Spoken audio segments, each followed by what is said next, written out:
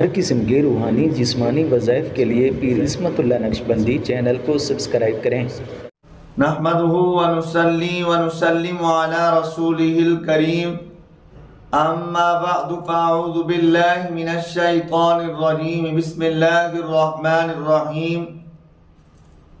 نو ذی الحجہ کا ایک خاص عمل یوم عرفہ کو آپ نے اس عمل کو خاص پڑھنا ہے، اور ہر اذان کے بعد جب اذان ختم ہو آپ نے 3 مرتبہ تلبیہ کو پڑھنا ہے، اونچی آواز سے پڑھنا ہے، اتنا بلند آواز ہو کہ آپ کے کان ضرور سنیں۔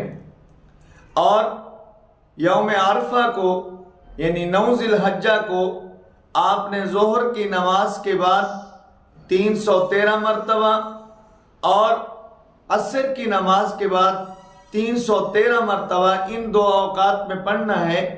باقی آپ اٹھتے بیٹھتے چلتے پھرتے اس کو آپ پڑھتے رہیں۔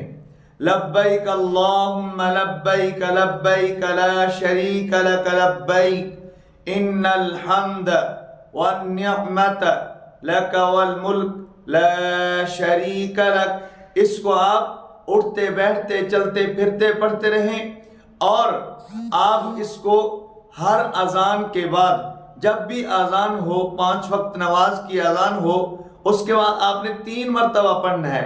اس 3 مرتبہ کا آپ کو فائدہ یہ ہوگا کہ اللہ رب العزت آئندہ سال آپ کو حج بیت اللہ کی زیارت نصیب فرمائیں گے۔